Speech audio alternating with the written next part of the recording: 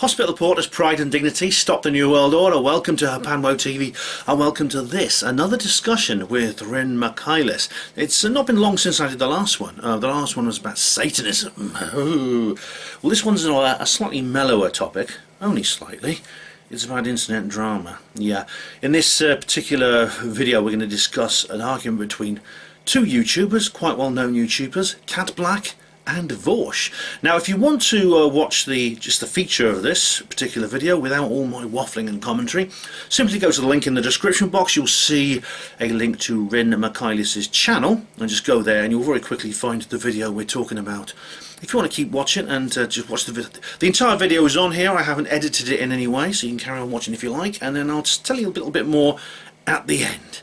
So with no further ado, let's get on with it, shall we? And we're live. Thank you for joining me, Ben. It's been good. It's good to see you.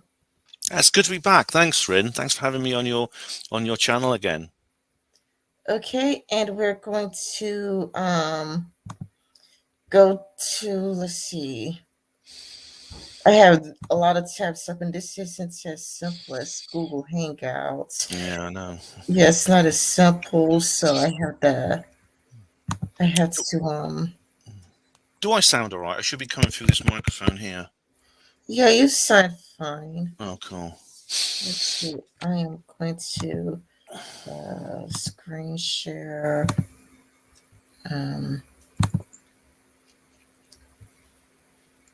Should be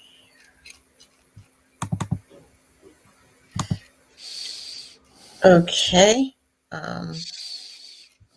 Let's see.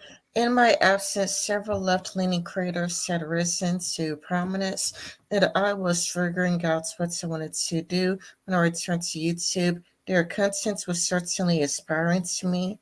It seemed like being an anti-SJW was slowly going out to vogue. I have something to say about that. I mean, that to me is a lot to do with YouTube's strict rules. Yeah, and it also stood out to many creators was essentially saying the same thing. But YouTube. Yeah, YouTube is the thing about the YouTube rules is they're so it's a bit sort of like what's the word, like Kafka. You know, you don't always know when you're breaking rules and what rules you're breaking, and they don't tell you. They'll delete a video you've made, or they'll strike your channel. They won't even tell you exactly what it is you've done wrong. But she said let me just go through this again. They received criticism, but I noticed how frequently that criticism was actually engaged in their ideas, not usually misrepresentations of them. You see, she then goes on. The reason is, I mean, Blaque is someone I've only vaguely familiar with. I'd heard her name. I went to her channel and found I'd subbed to it. I don't remember subbing to her channel, but I must have watched at least one of her videos. But I really don't know an awful lot about her, except that the complaints she makes in this article. It's quite a long article. It's a really long article, and I believe that it should be shorter. But yeah, you know, she's saying that like being an anti-SJW went out of vogue, but that has a lot to do with the strict rules. It kind of goes after anti-SJW content creators with a pinpoint accuracy, like almost like with the accuracy of a search. And I think Project Veritas covered that, didn't they? I think Project Veritas talked about how like these websites are targeting, you know, specific people with, you know, pinpoint accuracy, you know, like people who would say something like keck or, you know, Yeah. kind of like they kind of go with how like anti-SJWs talk to each other, and it's kind of a lot like if you say keck or snowflake, I guess, you know, like if you had, you know, like an anti-SJW, you know, lexicon, I guess it's like they kind of went after you, you know, and it's kind of like basically, you know, the rules seems to be like in favor of, you know, the SJWs, basically. Like if you say anything racist, anything sexist, anything homophobic, anything transphobic, you know, like anything, like think Anita Sarkeesian, or like those old Lacy Green videos. Like if you say anything that comes across as problematic, it needs to be gone. I've noticed that there's definitely a left-wing bias in mainstream social media. I mean, this is almost it's almost a no-brainer. The people who get banned tend to be the people who get persecuted the most are the anti-SJWs, the anti-feminists, and people like that. Sargon, for example, he's gone. I think all the alt-writers have gone. Milo, Millennial Woes, they've all gone now.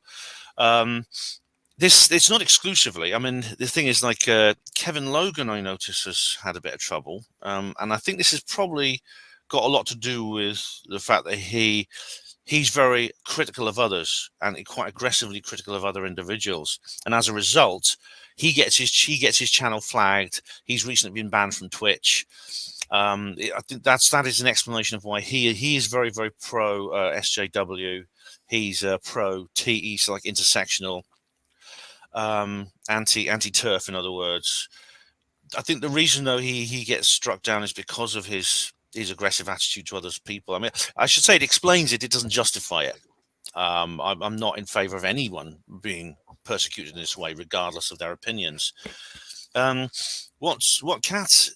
It could be what happened with Kat is it could be that she like I suppose this is always going to happen if you make a big splash on social media, and Kat has, she has some very impressive viewing figures here. 45,000 4 weeks ago. She's had 67,000 views on a video in 4 weeks. I struggle to get 1,000 views myself now, and as a result, it seems that you get into conflict inevitably with others. There are some people who seek out conflict for its own sake, and she then describes how she said she made some statements which she said were taken by other people and misrepresented. So, for example, she said that that the Irish immigrants to the United States in the early days of the United States were not in indentured servitude like black people were, so they were not slaves. And this, she said that people on the other side, that she uses words like debate bros, left-wing dirtbags, and words like that. They said this means she doesn't care about white people being enslaved. And they said she's obviously anti-white. Now, she claims that's not what I meant. And she then says that everyone kept repeating her, commentating on her content with this misrepresentation. And she says again and again and again, that's not what I meant. I didn't actually say that I thought white people should be slaves. And she was even invited onto other channels to debate these positions that she said she never took. I've only heard her side of the story here, but I feel some sympathy there with her, because this sort of thing has happened to me. I've said something or I've made a comment, and this has been picked up by people I describe as trolls. I call them trolls. I don't know if that's accurate to call them that. They are people who post anonymously online horrible things about me, to the point where they even approach people I know behind my back, and try to turn them against me and things like this. It's what's known as a relational aggression. And it seems that Kat has been, if what she says is true, and I've only heard her side of the story, she has been treated in a similar way, and that's a bad thing. I wish it didn't happen, but I don't know how you avoid this sort of thing if you have a big presence on social media. Okay, I'm going to continue reading. While I admire this content, it's also stood out to me that many of these creators were essentially saying the same thing that I has said, but it's being received in a vastly different way. Yeah, I experienced that similarly from actually the far left, from the far left, where it's kind of a lot like wait a minute, let me just continue reading. Let's see. Let's see. Man, I lost my. I'll just reread it. Well, I might just consider also stood out to me that many of these creators were essentially saying the same thing that I had said, but being received in a vastly different way. All of these creators were whites and had, at least on paper, more radical positions than I. they certainly received criticisms, but I noticed how frequently criticism was actually engaged in their ideas, not usually misrepresentations of them. There were certainly grifters who did that, but even when being criticized, they were focused. Um, they were often complimented. Well, I love these creators. I felt compelled to make videos called "Why Is Love to the Civil Rights?" Yeah, I mean, I have noticed that too. Like, do you remember, like, back in like 2015, where the biggest insults of the left was cis white straight male? And it's kind Mhm. of like now, like, that breadsuit is dominating. All you really see is like cis white people. Like, I thought that that was like really ironic because, like, when anti SJW content was really popular, they were like, "You cis white straight male." That was the biggest insult, was from the left. Cis white straights and heads, whatnot. But now it's kind of like, now that they got rid of, like, anti SJW content, I mean, the only thing that really changed is that, like, more communism, but it's still mostly whites, and like you don't see like a single black person. And the black people who are there are complaining about how terribly the left treats them. Like, at least with that guy, see, he was happy anti SJW. At least with some black guy, he was really, really happy and felt like a sense of belonging in the anti SJW community. But the black creators, like the only black creators that I know of, feel ostracized by the left. Well, that problem didn't exist with anti SJWs. Right, I didn't. If they've been ostracized, I mean, I don't know if I don't follow BreadTube closely enough to say exactly what may motivate these conflicts. I know that when I see people like, for example, there's what's his name, Noncompete. He's of course a white guy, and it does seem to be. I mean, most of the ones I see are white, certainly. I mean, there's Luna, his wife, Non-Compete's wife is called Luna, and she's got her own channel. She's Vietnamese. I mean, you see, there are different pockets of communities I find online, and there's like the A-list. There's like the big, when it comes to the bread tube, there's like the big names and the most popular ones. So you have like Non-Compete. There's what's his name, Philosophy Cat, not Philosophy. What's he called? Philosophy Tube. He's a trans guy or trans woman. Very very technical guy. And there's a few others. However, there's also like there's even some tankies in that who are black. Like there's what's Agit Prop TV. He's very radical. He's black. And there's Tommy. I don't know if you no, you can't include Tommy Sotomayor because he's kind of like a comedian, and if anything, he's kind of like he's kind of a shitlord, really, isn't he? So, from what I can see, yeah, I can see that probably most of the breadtube people I know are white. This is not necessarily a criticism. I personally wouldn't, unlike Cat, I wouldn't see that necessarily as a deficiency. It could be that that's just the way we are. Different people, different groups of people do gravitate towards different interests. And if the white bread tubers had become more popular, it may not necessarily be because there's kind of tacit racism among YouTube audience. It could be, but that conclusion tends to be assumed rather than deduced. There may be other reasons for it.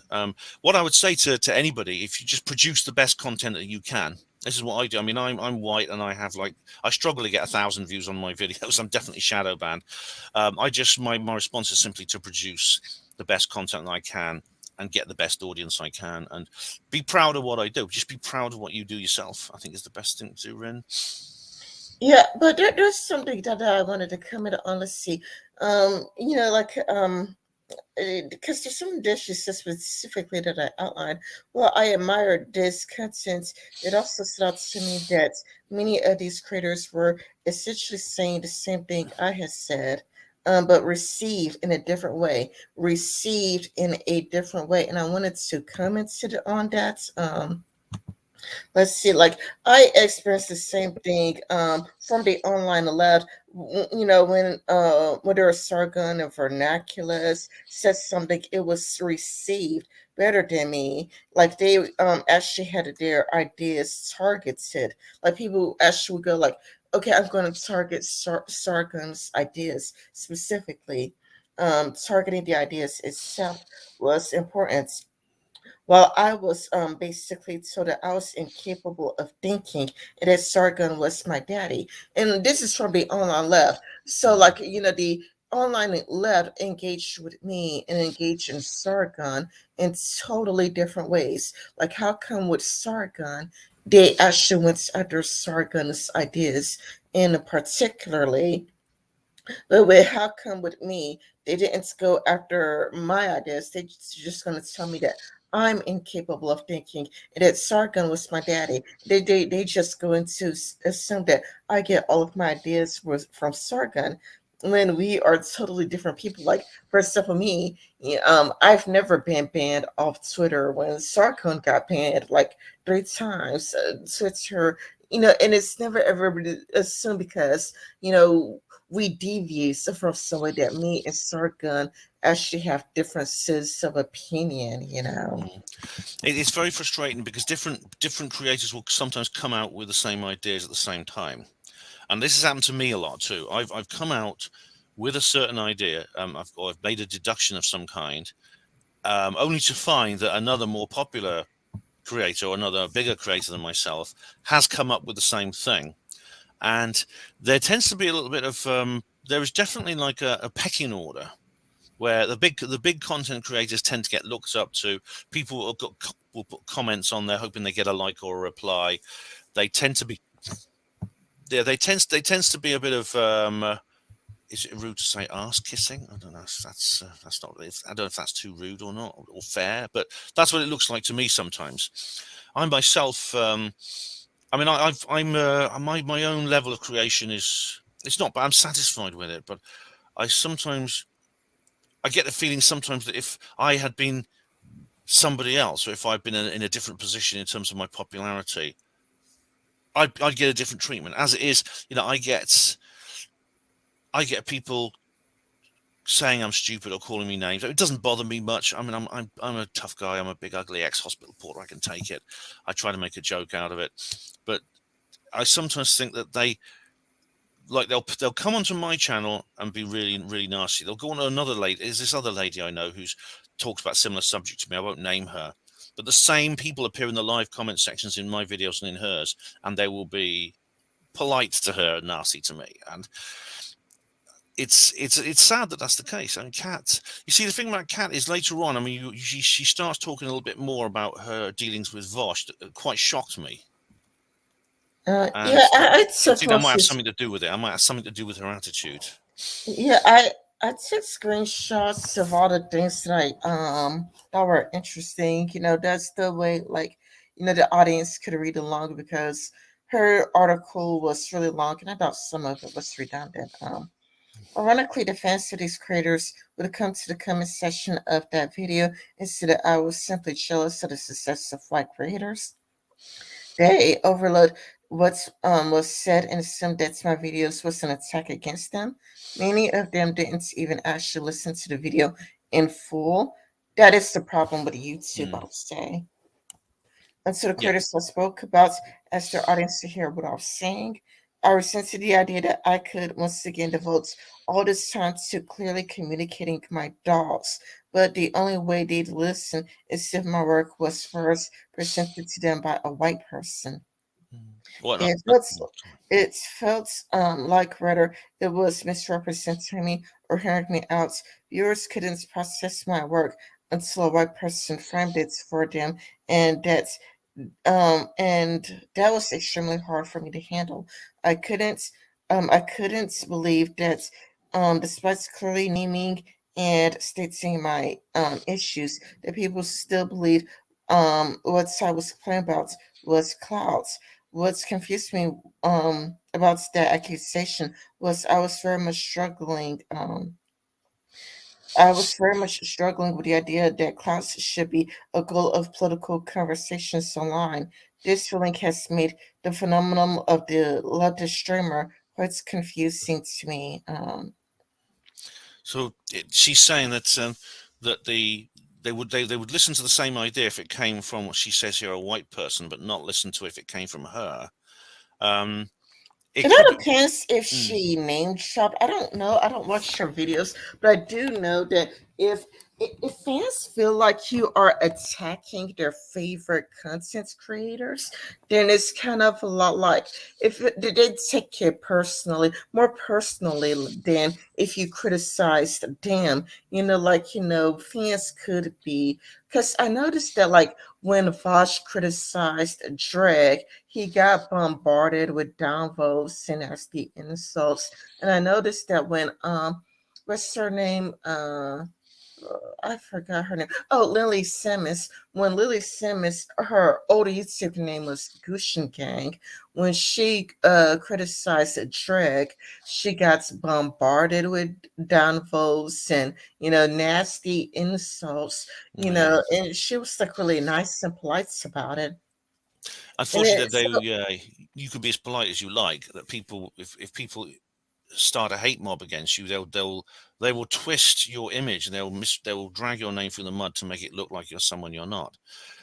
yeah, As for what yeah, she said, yeah, you know what I mean? I've seen it firsthand where people would, twist everything you're because like the problem is name dropping. Like I don't know if Cat Black name drops, but if she does name drop, that is an excellent way to get people to go like, okay, I'm not going to listen to you because Mm, people would, be a lot like feel like you're attacking their favorite creator, and then they'll become like really protective and they'll become really nasty and horrible, but they're doing it to protect their content creator. yeah, it could be.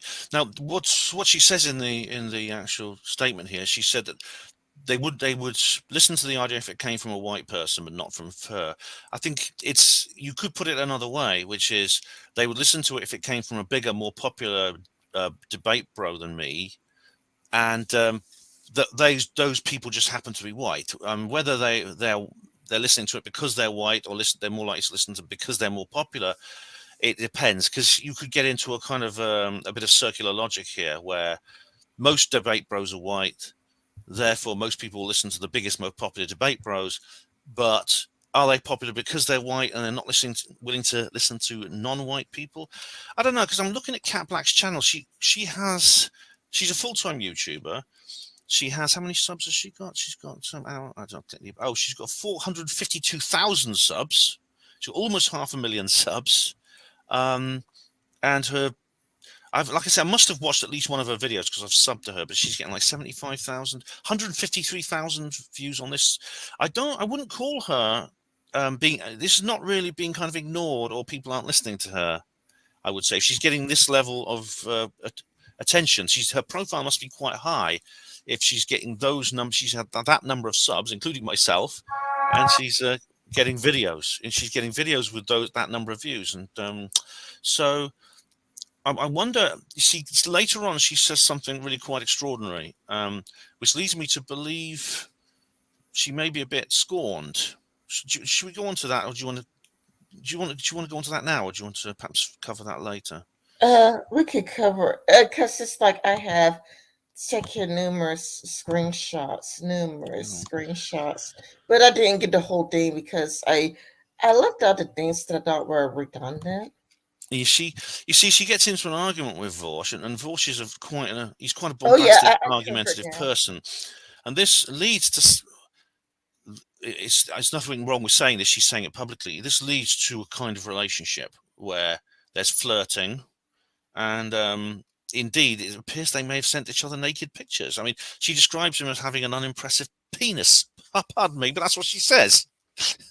Yeah, like I Which was. means, yeah, she must have had some kind of online relationship with him. I think this sort of thing's a bad idea, by the way. Don't send naked pictures to other people online unless you know them very well. But um, so it appears there was some kind of relationship between them. I don't know. This is completely new information to me, and I haven't heard Vosh's side of the story. But Yeah, that's what I she's was saying here. gonna hoping to get to that later. Like All right, well, we can leave you it for kind now of if you like. mentioned it a bit too soon. Sure, we can go. We can get into it later if you prefer. But I think, but that I think will just throw a light on her attitude at the moment. It appears that could well influence the way she's feeling right now. I mean, it would. I'm not. This does inevitably for almost everybody. I would, if I was in her position, I would have some kind of emotional. This sort of thing would have an emotional impact on me too. You know what I mean? Yeah, I was hoping that we could have talked about that later. Sure. Yeah, because it's kind of like I did take many screenshots, and I was hoping that we could go in chronological order instead of going in not in order, because it's like, I was hoping we could go in chronologically order, and you skipped several. You skipped way ahead. I did, yeah. But we do it. All right, we'll do it in chronological order. Yeah, sure. Yeah, yeah, that's the way it's easier for anybody who would watch later to follow along. Yeah. Let Socrates to be helpful to others. I overlooked my initial reservations and tried to understand the tactics behind their approach. However, I predominantly saw them through the lens of Twitter, where I'd seen them engage in racism, sexism, and transphobia in an apparent pursuit of leftist principles. Oh, I know exactly what she's talking about, even though I don't think I am allowed to post it on I don't think I'm allowed to post it on YouTube because YouTube um heavily censors that. Yeah. Um, But you I know, must say, I've seen people who say that they're left wing. I've seen. I mean, there's certain people expose them. Like other people on the left will expose them, but they will use racial slurs. They will use gender slurs, and as for the transphobia thing, that's a huge rabbit hole at the moment because it is cut the entire left in half. yeah, because like when she says Twitter where I see them engage in racism, sexism, and transphobia, there is actually a subreddit that collected every single racist thing that Vaush has Mhm. said and collected every single transphobic thing that Vaush has said. There was even a very viral, what's it called? Okay, like there was a person who posted a tweets a video, but this video had like a collection of each and every single transphobic statements, that Vaush ever made. And it lasted for like 2 minutes, like Mhm, yeah. 2 minutes of, various clips. It would be like, I don't know, 20 different clips of various transphobic statements that, Vaush just did. Have you? I don't know if you're familiar with John Ronson. He's a British journalist. Have you heard of him?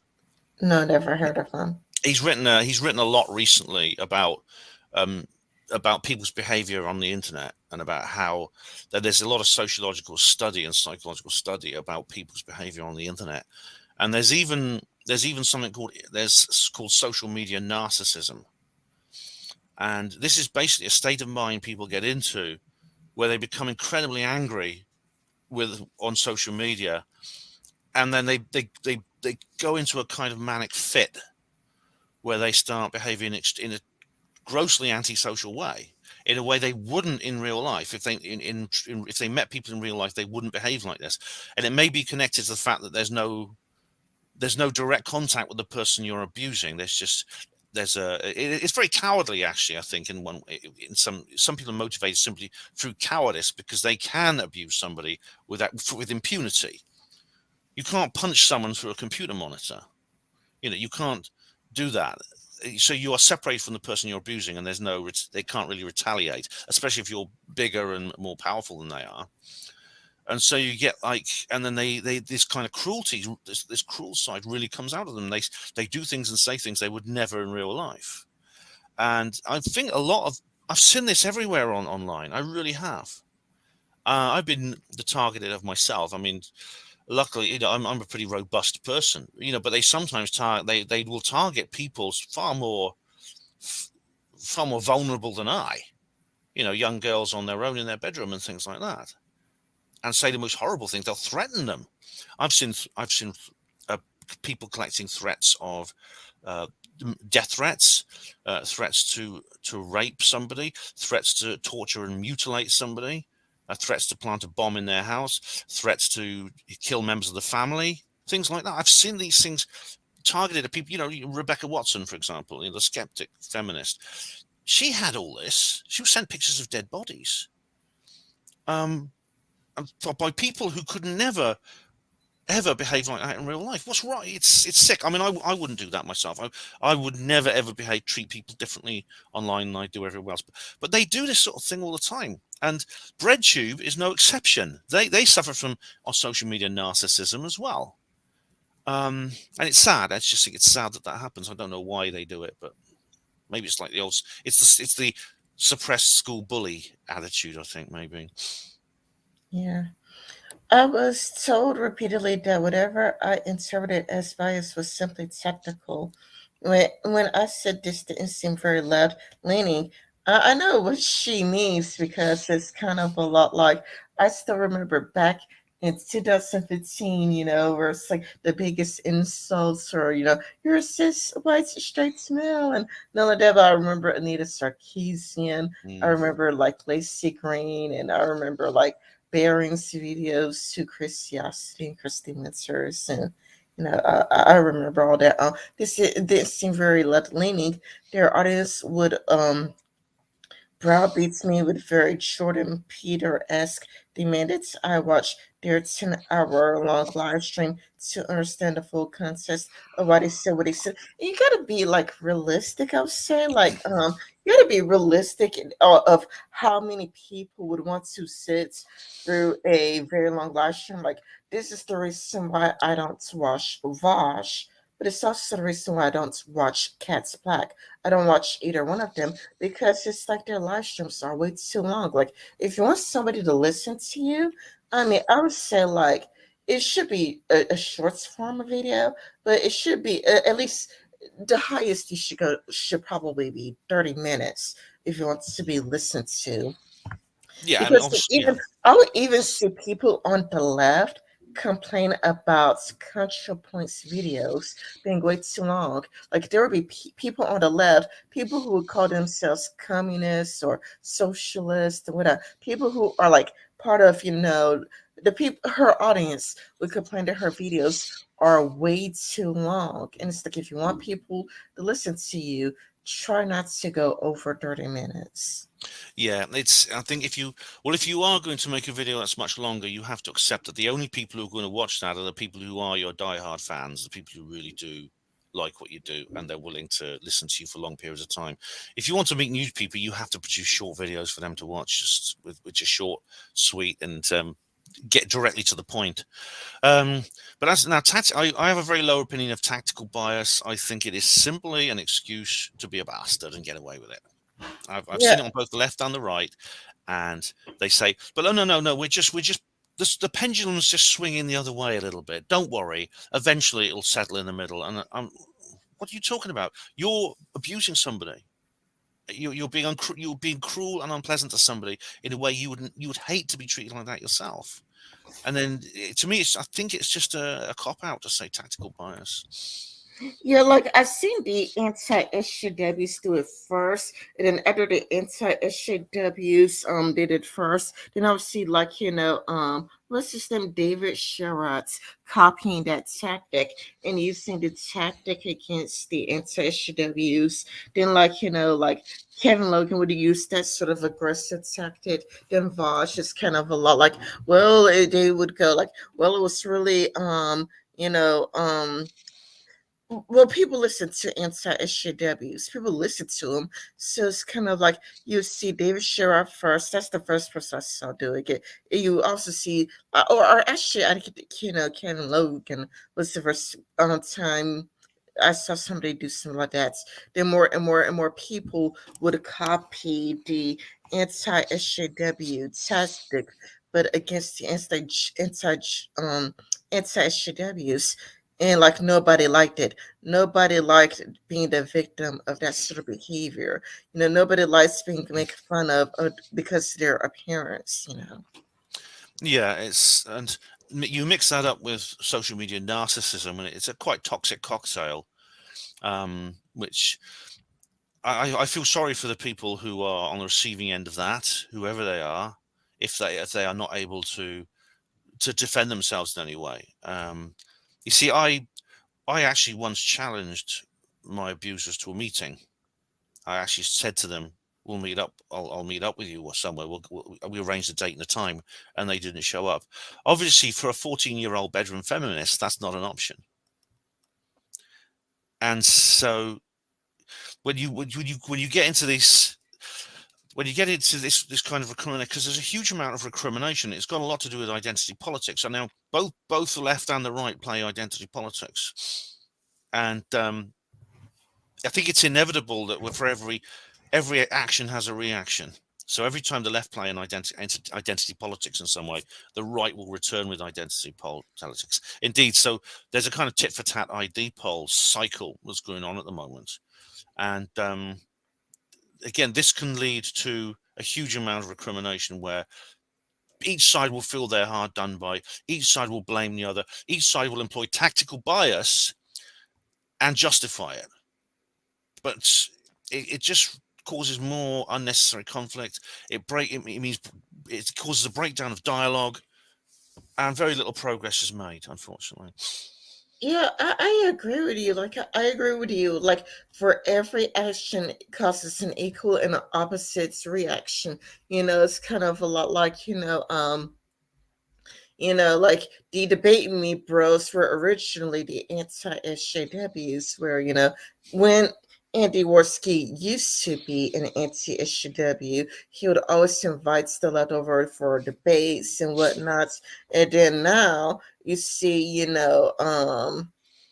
Vaush being a debate me bro before the left, because it's kind of like the anti-SJW started it like debate me, debate me, debate me, debate me, debate me. I bet you're too scared for a debate. Like, I think even Sargon was like, I'm not sure, because Sargon wasn't that bad. Sargon wasn't that bad, but like there was like, debate me, debate me, debate me from the anti-SJWs. And the SJWs declined. They're like, well, you're a coward, you're scared. But now Vaush says, debate me. And then, you see like Sticks, Chest, and Hammer being like, I refuse. You see Sargon going, I refuse. And all these people are refusing. And it's kind of like Shonehead jumped in. And it's like, wait a minute. Shonehead, because I could get what Shonehead is, coming from. Like, years ago, the reverse was going on. Years ago, like, you would see, like, the anti-SJWs demanding for debate. And you see people like Curiosity saying, no, I refuse. But now you see like people like Vaush, demanding for a debate. And then you see like Sargon and Sticks him or refuse. It's kind of like you said, like, it's like each and every action causes an equal but opposite reaction. It's why, like, I still don't like Francesca Ramsey. Like, you see people on the left, engaging in identity politics, like Francesca Ramsey, who or BuzzFeed, we're going all the way back to 2015. And then you see the growth of the far right. But it felt like before, 2015, the far right was dwindling, like it felt like, it was becoming a relic of the past, and only like a handful of people had those views, and you can mostly ignore them. But because of Francesca Ramsey, I blame Francesca Ramsey for this. Francesca Ramsey brought back identity politics, and there's BuzzFeed and BuzzFeed bringing up identity politics, and then you see the backlash of it all. You see the equal but opposite reaction from the far right. That was dwindling down. Yeah, Like very few people were having that idea. That idea would be for most people's grandparents. It would be backwards and outdated. But Francesca, that's the reason why I still, to this very day, I still do not like Francesca Ramsey, because like people now look at the far right and be like, oh, I think they have a point now. They not have a point. Not now let me listen to what you had to say. Because it's like the far right, back, like the baby boomers time was to be anti-racist is to be anti-white. And millennials were originally like laughing at that, like anti-racist is anti-white. It's like that is ridiculous.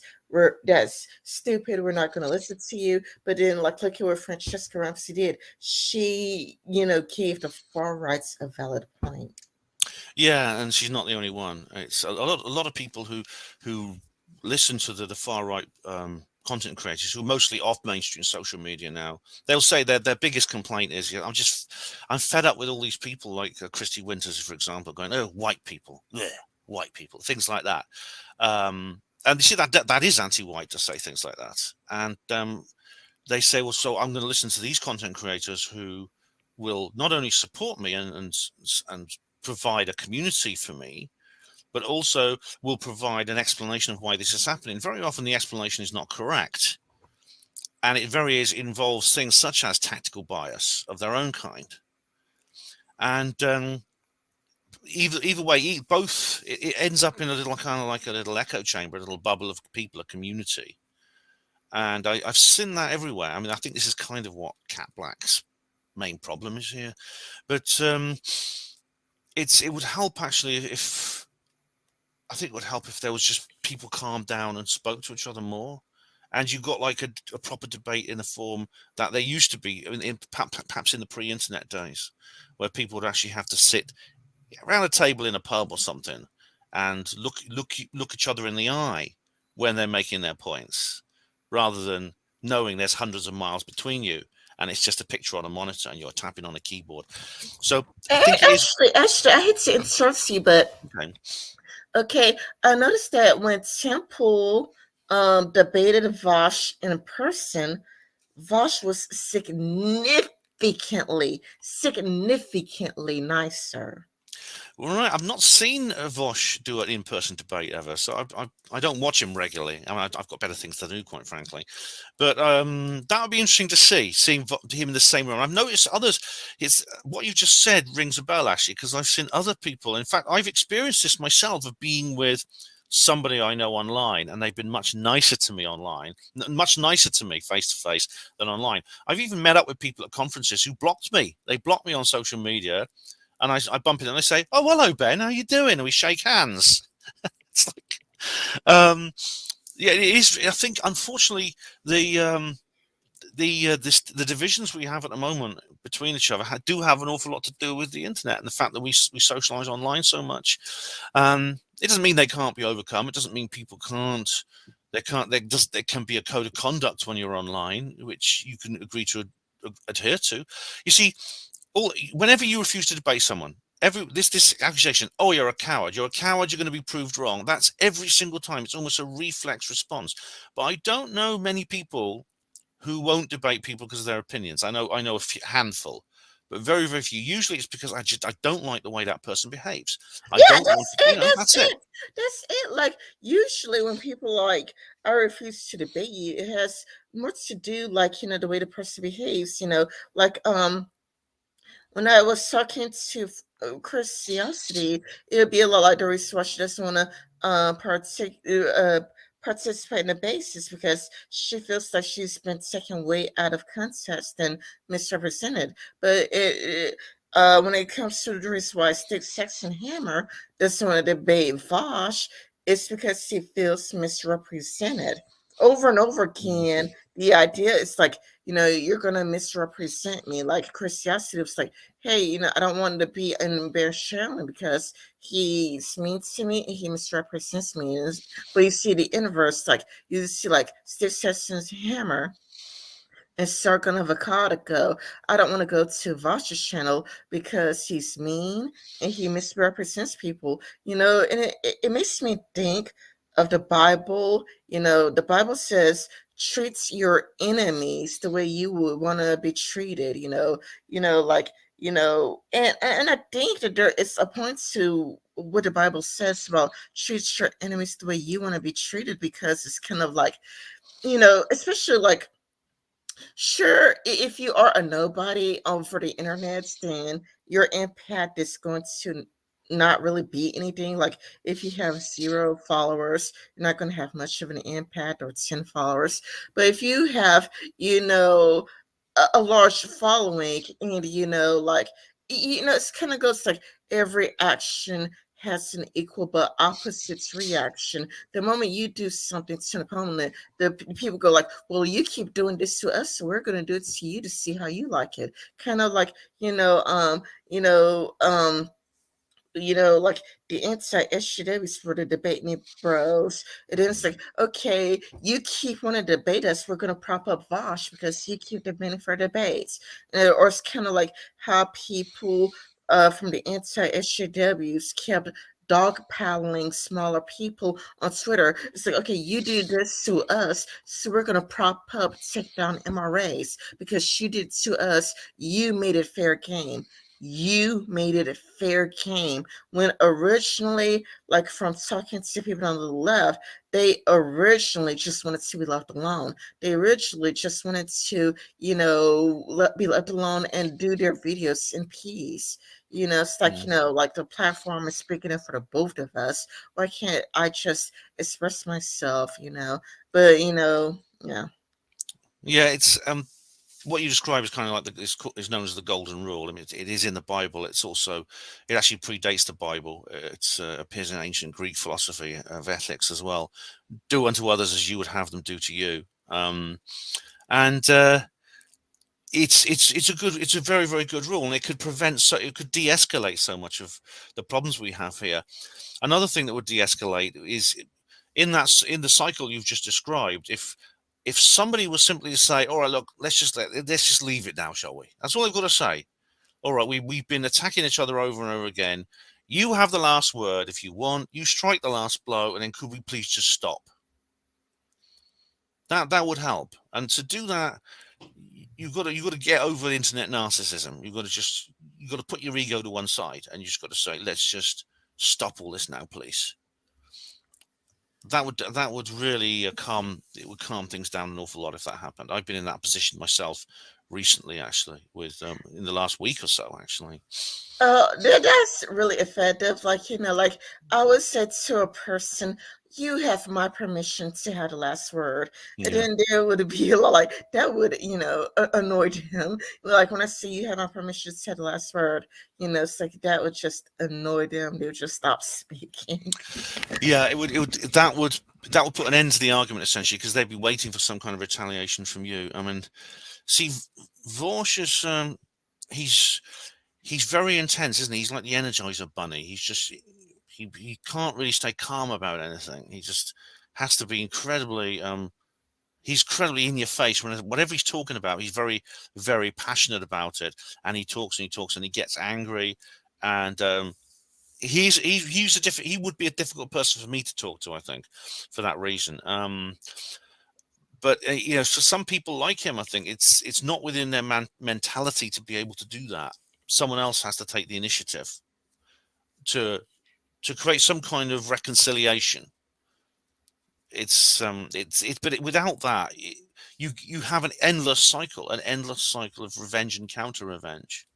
Yeah, exactly. It's kind of like the growth of the far right is the retaliation of, the left bringing identity politics into it, because their identity politics really was anti-whites. It's kind of like where a person would make an article about how being scared of, their Black child having a a Black friend. Yeah. And unfortunately, you see what happened is that identity politics is a form of that, because each side sees itself as being hard done by the other side, and each essentially is feeding off each other. Yeah, it's why I still am angry about Francesca Ramsey. Like for me, I blame Francesca Ramsey and MTV Decoded. That's who I blame a large part of this, in BuzzFeed, because think about who the anti-SJWs were replying to the most. They were mostly angry about Francesca Ramsey and MTV Decoded, as well as many of the articles that were being released at the time, which were race baiting, race trolling, where it's kind of like, I mean, imagine if you were a fan of CNN and then you feel persecuted over something you have zero control over, such as your race. It's like, if you're white, you have no control over that. No, you're born a certain way. You don't choose which country you're born in or who you are, whether you're a man or a woman. It's just who you happen to be. Um, but yeah, I'm not above this sort of thing myself. I do get, for example, I mean, you mentioned Francesca Ramsey. Another person who springs to mind is Steve Shives. Now he's almost a self caricature. He has a 4-level block list. So if almost everyone I know is blocked by Steve Shives because they follow people that he doesn't like to a level of 4 different permutations, which means there must be millions of people blocked by Steve Shives if you do the maths. And he keeps making these videos where he has a go at all kinds of people on the right. And so when Bering trolled him, do you remember the time when Bering infiltrated his Ask Me Anything video? It was very, very funny, and I laughed. I did laugh when that happened. And he made a cartoon that was really funny of Steve Shives, and I laughed my head off because I did feel Steve Shives deserves that. Well, I mean, I don't know. My opinion of Steve Shives has changed a bit over the years, mainly because it's like, isn't he preferable to a person who would report you for any little thing and Would get he your not do? your account suspended? Well, if he wouldn't do that, then yes, because of course there are people who will. There are people who will report you and flag you. I don't know whether he does do that. If he doesn't, then that to me is it's a white mark on his record, and I think it does. I hold him in higher esteem if he doesn't do that. Yeah, I mean blocking. I don't have a problem with people who block, but if they try to destroy your life, then that's again, it's something quite new. Stefan Molyneux actually said this on one of his shows quite recently. He used to get into very fierce debates with people, and but at the end of it, he wouldn't go and try and get them kicked out of their job, or wouldn't tell their family or their girlfriend that they'd been doing something evil with children or something like that. Like, would you prefer that somebody blocked you, or would you prefer that that person reported you to get your, Twitter account taken down? Oh, I would rather obviously, be yeah, blocked. obviously the former, yes. Because you can't make a person want to have anything to do with you. You can't make a person, feel, you can't make a person want to socialize with you. You can't make a person want to engage with you. Mm.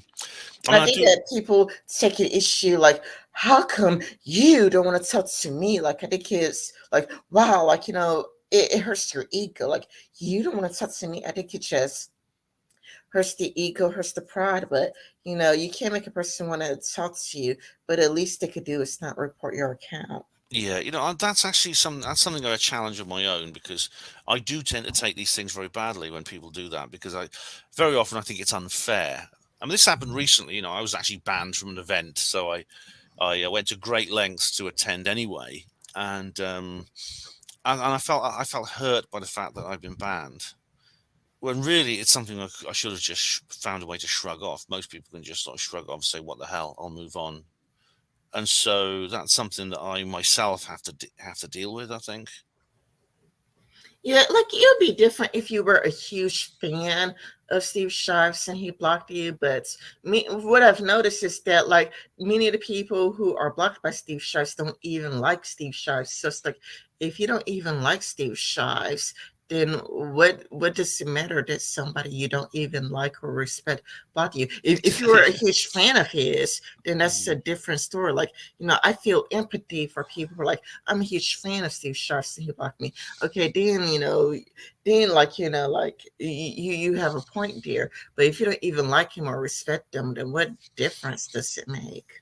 I know it's in the case of, exactly, even if Steve Shives blocked me personally, which he hasn't, it wouldn't bother me that much, to be honest. However, the fact that he uses a block bot is even less personal. I mean, for example, Bronx Blogger has blocked me on Twitter, and it must be because he has a block bot. Because I've only interacted with him a couple of times on YouTube. I've left comments on his videos, and he sometimes replies. I doubt if he knows who I am. And indeed, he responds to me on YouTube still, which means he hasn't blocked me on YouTube, so he doesn't know who I am. He's using a block bot as well. I suppose I just suppose I'm one of these people who just like I like to see things simply. For example, I'm sort of quite one-dimensional in my dealings with other people. I've only ever blocked somebody for their conduct, and then I myself have been blocked by people because of nasty things other people have said to them. There's a guy who I was good friends with. I go onto social media and I suddenly find it he's not there. He's disappeared. And I found that he's actually been at a conference where there's a lot of people I don't like, a lot of people who hate me are there, and they've been basically dragging my name through the mud. And he's been listening to them, and he decided to block me without telling me. Yeah. That upset me a bit because he didn't even ask me to hear my side of the story. You know, he listens to me being slagged off and just blocks me, you know. But again, that was a person I quite liked. I was kind of close to. Makes it more difficult. But should we? We've been going nearly an hour, Rin. Do you want to do 2 hours for this? Yeah, I did mention 2 hours earlier. Yeah, we don't want to get too sidetracked because there's a lot in this article. Is there anything else you want to bring up in the article? Because Yeah, I do want to bring up the Vaush thing. I do want to get into the Vaush thing with the relationship. That's the reason why I've been trying to stick with the article and not get too sidetracking going off. On we've been sidetracking each other a bit there, haven't we? Yeah. Yeah, you know, like you don't want to jump ahead. You don't want to go on a tangent because it hurts the ability to cover such a long article. All right, let's carry on. Okay, as a person who has been used to being misrepresented, I guess I should understand that request to some degree. But time and time again, this brand of right-wing appealing leftists, oh yeah, because Vaush is trying to appeal to the right wing. Content was not only unwelcoming to me, but incredibly antagonistic towards all of the discussions I had about race and gender. It seemed like being parts of the dirtbag left was being dismissive of these issues, and it was bizarre for me to observe that these particular people were being celebrated as further left than I was. It's strange to me how their ideas can parallel conservatives. Yeah, I could see what she means. Yet, was it where did it parallel conservatives? Yet somehow be further left than me. This confused me quite a bit, but my altercations with Vaush, the most prominent dirtbag leftist, would help me understand exactly why I should have gone with my guts and ignored this. The dirt, what people describe as dirtbag left or debate bro and things like that, and Vaush in particular. I don't know exactly what motivates Vaush because he does sometimes say strange things that seem to be out of his normal political position. This could be because he wants to start an argument because clearly this is his job.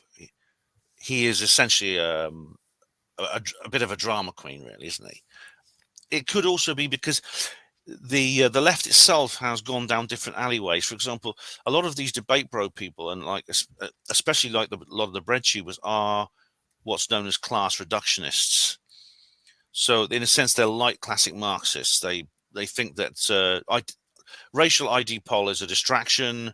In fact, people in my trade union used to say this in the years ago. Say I don't think they get away with saying it now, but they used to say, "Oh, all this race, this sort of like feminism is a distraction. It's a deviation from the class struggle and things like that." And I think there are some people like Vaush who have that kind of idea. They still have that kind of classic Marxist attitude. Okay. In recent years, I've come to regret the way we spoke about allyship during the heights of pop feminism in 2010. Me too. Like, I mean, I wasn't a feminist, but I did find it annoying. I did find it annoying. I didn't like, I didn't like Francesca Ramsey. I didn't like, BuzzFeed. I didn't like all of this pop feminism crap. And all of that, but it's like it felt like, it was like white people were obligated to be allies. Like, Mm. if you're white, you are obligated to be an ally. I did get to encourage a very performative. Yes, I've noticed that. I've noticed that. I did get to encourage a very performative expression of supports that focused on building a brand around your allyship. I noticed that too. That's the reason why I made my own video about that. I made my own video about that, but my video was short and to the point, and only like a couple of people missed the point. Yeah, I can't help thinking that a lot of them do. A lot of them, they say this is a good way. This is a very, very, very perceptive thing. Building a brand around your allyship. They do. I do sometimes wonder about Kevin Logan. I mean, and for example, he was actually he did a live stream. It was shortly after. What was that? What happened? There was some kind of big. There was some hoo-ha. I think it was something Gate. What was it called? And who he had on. He had Nice Mangoes. Ina, polite conversations. He had her on the show, and she said, you did your first previous when all this broke out, your first live stream was with a white man, and you shouldn't have done that. And Kevin sort of like he frowned for a moment, and I thought, he clearly, I think deep down he felt that was an unfair criticism, but he didn't say anything. He just sort of like I can't remember what his exact point was, but he was kind of reconciliatory towards Ina as a result of her criticism. And I saw, Kevin, just tell her that's out of order. Tell her, please, just tell her that. Tell her, what does it matter? Why is it such a big deal? But he didn't, because I think his brand is his allyship. Do you see what I mean? Yeah. I think it's encourage a very performative expression of support that focus on building a brand around your allyship. Yeah, that. And I'm surprised that somebody like misunderstood my video, but it's a shorts video, so it's like, I believe that you are going to repost this on your own channel, so it's like, please check that animation I made. Because unlike like I kept it short. Instead of actually doing the work to truly unpack the impact of oppression and how the privileged benefit from it. Lots of people seem to have gotten the impression that putting things in their bios. Unfortunately, doesn't the TRAs encourage people to put like she, her in their bio? It's like I just Yeah. Yeah, like the TRS, but like, please put your pronouns in your bios, and most people find it to be cringe. Yeah, and there's some live streams where they demand that you give them your pronouns when you come on the stream, and they say, well, "What's your pronouns?" I think it was Demon Mama does that, and Riley Grace. They say, "What are your pronouns? Give me your pronouns." Then they say, "Oh, all right, all right, right, right." I would say, "Well, just use whichever ones you feel are right. I don't care if you get them wrong." I would say, and she'd probably drop me from the stream if I did that. Things like that. But that's an example, I think, of branding and putting on a performance for other privileged folks. In other words, virtue signaling. That's a good way of putting it. Yeah. Yeah, virtue signaling. I remember how trying that was when I moved to Los Angeles, and the allies in my various communities seemed to only ever surround themselves with other privileged people, and it never truly stood up for the marginalized in a way that would require a bit of being a bit uncomfortable. For example, I remember when a venue in LA made it clear that they were going to specifically charge transgender women more for entry to as to discourage them from coming. I saw several other people who post pro-trans stuff in various social media pages still go to that event. I'm not surprised. Well, the thing is, like she says this is really amazing. A venue in LA made it clear they were going to specifically charge transgender women more for entry, as to discourage them from coming. Now, I think this is a citation needed moment, because I've never. This is the kind of thing that would be in national headlines if it were true. Do you know what I mean? I wonder if I have to ask her. Could you please give us the reference for exactly what venue was it? What event was it? Because I've never, I don't, I've never heard of any institution in today's world doing that sort of thing. And if they did, it would be a huge scandal in the media. If it happened, it happened. I mean, but I do ask for a citation there. But she says that the Allies went along. So carry on anyway, because she goes on to explain the Allies went there despite that. So several of the people who post pro-trans stuff on the various social media pages still go to the events because they wanted to. In events, I wasn't welcomed, but they were. It's clear to me that some people deeply resist the idea of allyship in practice, but supports the idea of its in theory. At least that's the impression I get. It seemed like allyship has become a thing to be congratulated, not an. And it cuts it from there, but I don't think it matters so that much. So she feels basically that these people she regards as privileged folks are really only doing what they do for their own benefit, not because they care about others. That's her point, I think. Yeah. I mean, that's what I've also noticed from the left. I noticed that from the left that their allyship seems to be very, very performative. Like they do it for clouds. You know what I'm saying? Like they're doing it for internet cloud. Like that was what my video was about. Like well, it's my video is my pinned tweets, and it's a recent video in my channel. You could go watch it, but it's just like it's basically very performative. It's like they're being disingenuous. Oh, is it the kind of animated one you did? I think. Yeah, it's the animated one I did. Oh, I'll have to check. I watched a bit of it. I'll watch the rest of it. I know it's only a short one, but I haven't watched all of it yet. Sorry, but I will. Yeah, it's like a 2-minute video. Yeah. Let's see. Hold on. Let me screen share.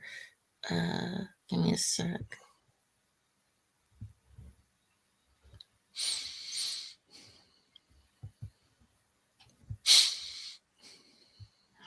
It's clear to me that some people deeply resent the idea of allyship in practice, but it seems to me that not the impression, not an impression of work you've done to understand what you're supporting. I've seen these allies get defensive when somebody expresses to them what they're doing isn't so. Oh my goodness! I mean, me, Tyler Preston, your boy Pat, we've all experienced this. I mean, sure, we were anti-SJWs.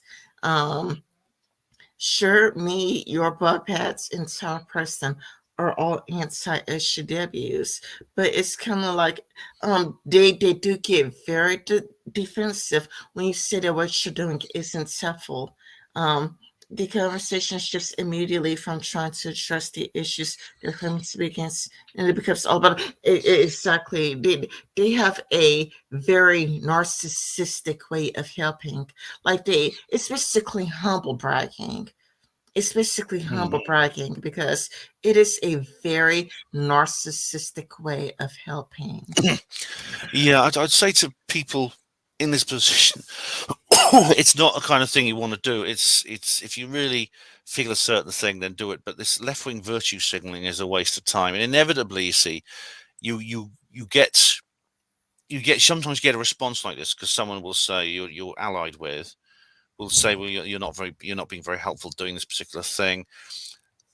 Some of them will just then say, exactly, they'll be resentful against this, and they'll say, well, why aren't you grateful, and things like this. Yeah, exactly. Why aren't you just grateful towards me?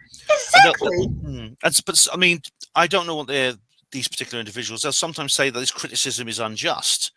I mean, for example, if I was in Kevin Logan's position with I would say, well, look, this criticism, what you're saying is not very helpful, actually isn't fair. and then sometimes a narcissistic response can then shift back onto the other person who they're allying, and then that's when argument starts. You see what I mean? Because both will claim that the other is being unfair, and a lot of arguments start that way, I've noticed. Yeah, but I just think it's ridiculous to ask white people to be an ally or to also obligate white people to be an ally, even if they would naturally be against it. Because, it's kind of like I remember the early SJW videos where they tried to obligate, almost seemed to try to coerce white people to be an ally. Yeah, it's like I said, I think this social media narcissism can be found on both sides of this debate within the left, I think. And then I've noticed it, yeah. And then after trying to obligate white people to be an ally, then you wonder why it's performative instead of sincere. Yeah, it essentially unfortunately, certain people will be encouraged to be, the word they use words like simp. The right has a derogatory term for people like that. They call them simps, who ally with the left for their own leftist causes for their own benefit. Yeah, because it's kind of like the left tries to obligate you and bully you into being an ally, and then they wonder why it's so performative and fake and insincere. When really, like, let's just let people do their own thing. Yeah, that's it. I think it's a kind of social contract you shouldn't get involved with, in my view. Whichever side of the debate you're on, you shouldn't get involved with this social contract. Yeah, people should be allowed to do their own thing. Like, if somebody wants to sincerely help out of the goodness of their heart, they should be able to. But a person shouldn't feel like obligated to help. Like they shouldn't feel bullied and harassed to help. Anyway, we're getting repetitive. We're going in circles, so I'm going to go back to the article. Okay. It's clear to me that people like Vaush really resents the idea of their advocacy being criticized in any way, and it doesn't help that. And it doesn't help that by virtue of being a cis white male. Oh, that's that old insult. That really old 2015 insult. He's applauded and given a mountain of supports and credit for just saying literally anything. But you should watch Tyler Preston criticize Vaush, because Tyler Preston is a Black anti-SJW. Like, Tyler Preston is against all of the he's against, social justice. Tyler Preston is an anti-SJW, and he has his criticisms of Vaush. And I think that you would I think you would get where Blaque is coming from. I've heard of him. Yeah, I've heard of him. Yeah. Mind you, I mean, I think maybe she says by virtue of him being a cis white man, he's applauded. As I said earlier, that might not be. It may not be as virtue of his demographic. It may be the fact that he's just very, very big and famous that he's applauded. And the fact that he happens to be that demographic may be it may simply be an effect rather than the cause of his fame. Yeah, but I would say that he is not helpful at all whatsoever. Like, Tyler Preston, he's an anti-SJW. He has a bunch of videos making fun of the SJWs. He has his own criticisms of Vaush, and I would heavily encourage you to check out Tyler Preston. Yeah, I've heard of him. I don't know if I've ever watched him. I've heard his name. I'll check him out. Okay, I'm supposed to be thankful that someone more privileged. Okay, that's really just annoying as. Okay, that I said something supportive of transgender people, and if I criticized it, I'm a woke scold. It's funny because woke scold seems to have the exact same meaning as SJW. Yeah. Woke scold and SJW pretty much are synonyms of each other. Yeah, I suppose woke scold is the derogatory term for it. It's just to say, well, SJW is also derogatory, but a woke scold is a particular type. It's the person who catches you in a corner and says, be quiet, let a non-white person speak, let a woman speak, and you say, okay, and you sit like that and you go, Well, say something. White silence is violence. I said, oh, I give up. Oh, haven't you got a lot of white fragility? Things. That's the kind of woke scold I'm talking Yeah, about. yeah, but Where you I still can't find win, it amazing that woke scold and SJW seems to me nearly the exact same thing. But it's just because, Yeah. like, well, what's wrong with us calling you SJWs if you're going to use woke scold? Yeah, exactly. Woke scold's it's just the kind of SJW. It's always in your face, correcting correcting any word you use wrong. You know, if you use a politically incorrect term, they'll say, "Don't say that. Say something else." Um, but I've known a few woke scolds in my time. I was a member of a writers group once where there was a woke scold. It was really annoying. And that's another thing. The dirtbag led hates wokeness, which almost always refers to the various conversations much less people have about their experiences with. Oh, yeah, that is so annoying. To me, citing misogyny while defending gender people draws attention to the lack of work he's done when it comes truly to understanding transphobia. Hello, Professor. Transphobia and Hello. misogyny. Sorry. I just said say hello to Professor Platypus in chat. Hey, mate. All right. It's the dirtbag left in. I think you see a lot of them are sort of stuck in what I would call older type leftism. That is, class reductionism is the derogatory term for it, and so they haven't got on board with ID poll the way some other leftists have, more modern leftists, and that is a conflict I've noticed quite often within the left. And the misogyny transgender people is very, very interesting because Vaush has made some very like intersectional comments. You know what he said. I mean, Cat Blaque actually mentions what he says about J.K. Rowling in her article. That he says basically she deserves to be cancelled. She could have been a classic children's author, famous for a century, and instead, she says these things, and so she's been kicked out of the fold. And he says good, but on the other hand, he'll possibly that in her own dealings with Vaush, even before the little personal incident, he felt that she felt that he was not doing enough for trans rights. In other words, he kind of ticks both boxes that seem contradictory. Transphobia and misogyny are intrinsically tied. Transgender women are seen as shameful men who lower themselves to become something lesser than them and trans. Okay, hold on. I'm gonna get my other screenshots. I didn't want to read the whole thing because it's very, very, very long. We probably need to do a couple of separate streams for this, really, Rin, shouldn't we? Because there's so much here. There's so much in this article. Yeah, that's the reason why I try to stay on topic. I thought it was really important to stay on topic and not try to go off on a tangent. Like comments on the article, but try to really go off on a tangent. Okay, I'll do my best. Let's see. Transgender gadgets for the kitchen misogyny nowhere near, but that was a narrow way of viewing it. I think it's because misogyny has impacted my life very drastically. I have a very different response to stuff like this. To me, the idea that we can weaponize isms against people we dislike really doesn't seem productive.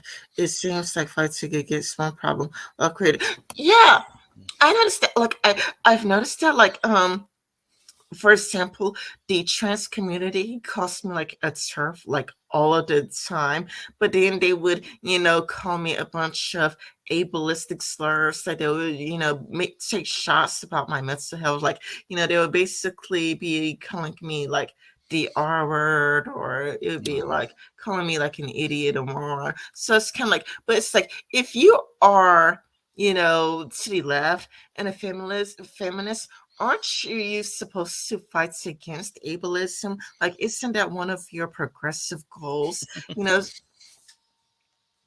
Yeah. Well, you there, Rin? Yeah, I'm still here. Oh, sorry. I thought you just went quiet suddenly. No, well, feminists are quite selective and about where they strike and who they strike, and they very often contradict themselves ethically all the time. However, she's right here where she says weaponizing isms against people we dislike doesn't seem productive. Fighting one problem, creating another. Unfortunately, I see it so much now, all over the place, that I don't really know how to stop it, Ren. It's everywhere. That people will use these things as essentially flags of convenience, or that's the wrong metaphor. Simply weapons of convenience. If they'll find something to say about you. Do you know what I mean? Like they call you a name. They would call you a name relating to your mental health or something, or your behavior.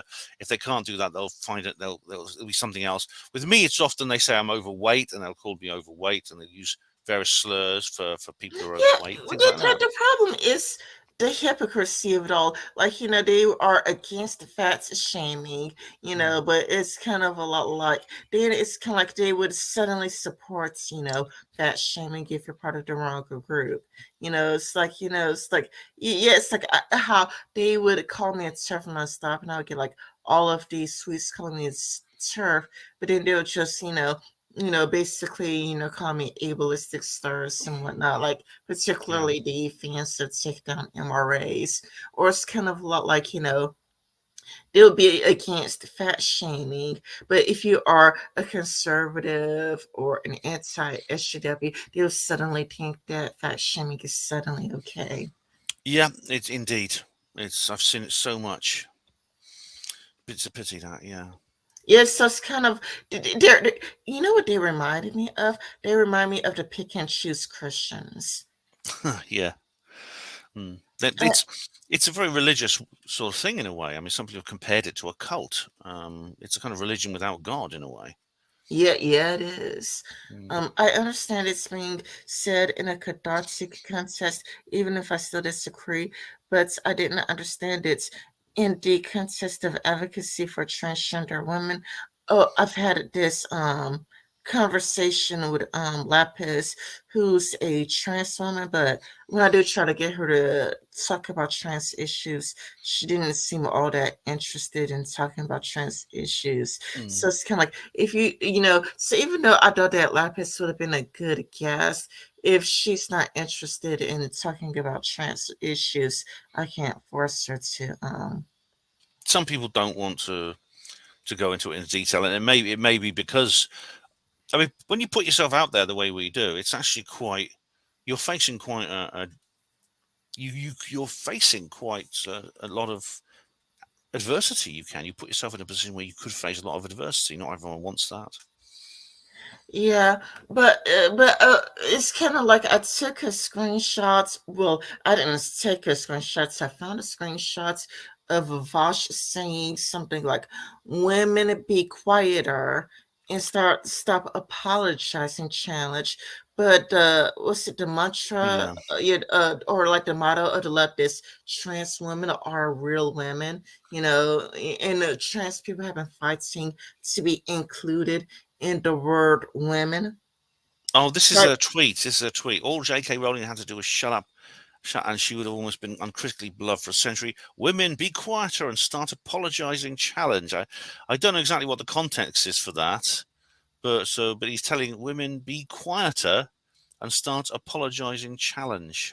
And he did that in Yeah. defense of trans women. But then the issue, like I was like, okay, Lapis, are you a trans woman? And she's like, yes. And I said, like, well, are trans women real women? And she's like, yeah. And I was like, okay, so when Vaush says women to be quieter and starts apologizing, isn't he thereby telling trans women to be quieter and starts apologizing?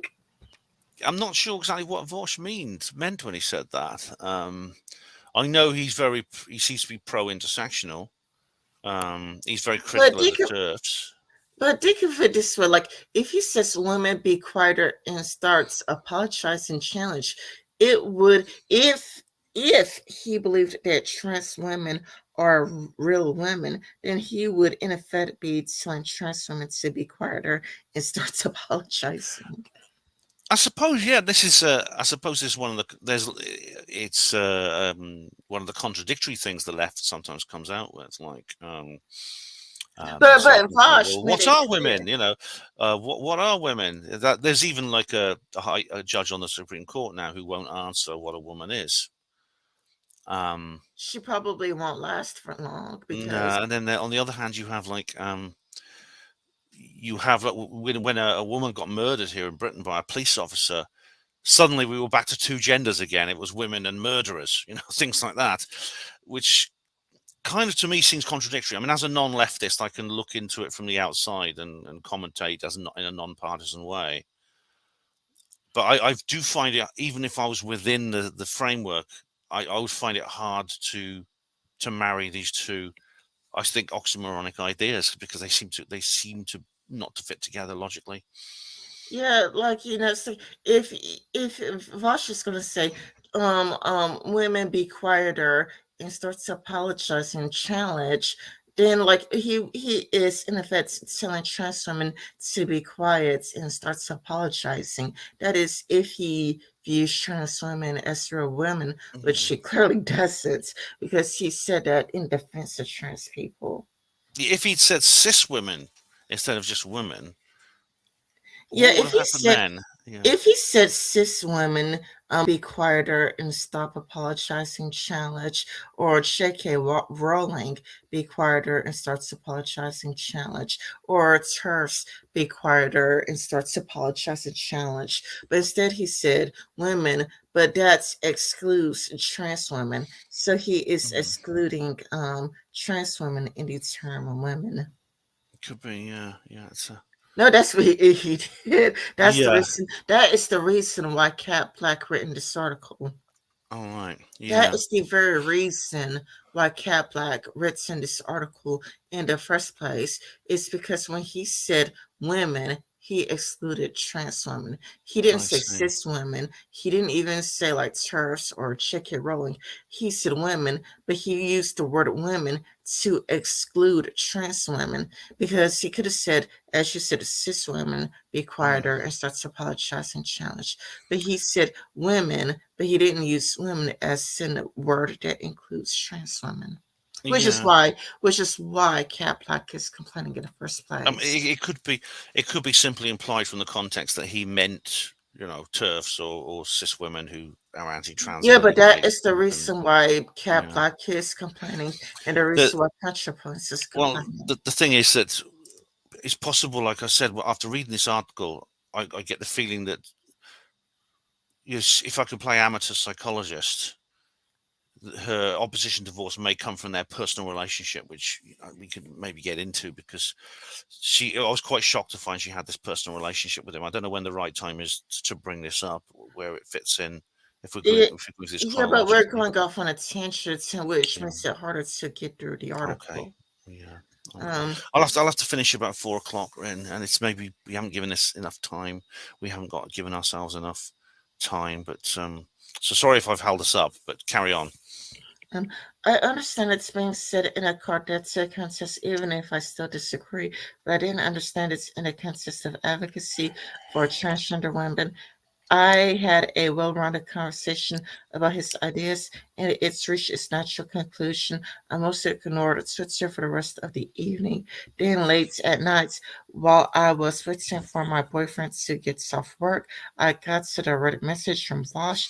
He was upset about my tweets. He believed that um he believed that I had some sorts of hate spawner for him, and really didn't appreciate my public criticism of his tweets.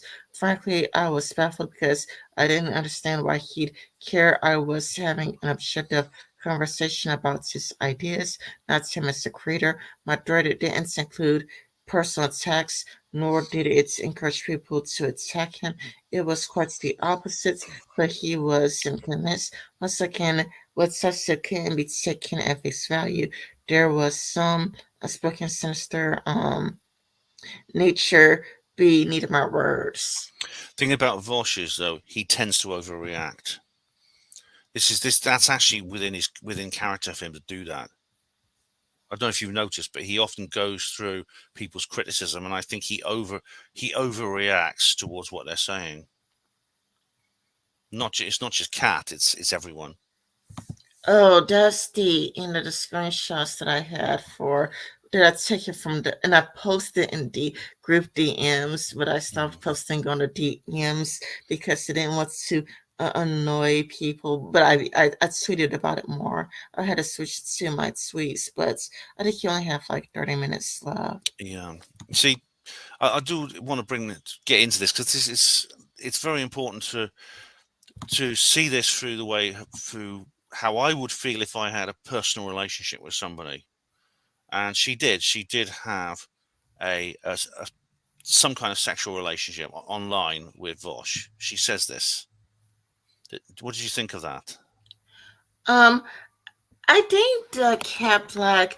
I think she has like a mental health issues. In all honesty, I think she either has either anxiety or autism. I don't know which. Did she say in the article if she has anxiety or autism? I could try. Um, I don't know if Control F is going to help, but autism. Um, uh, Just got a hyperlink it's here for not the messages.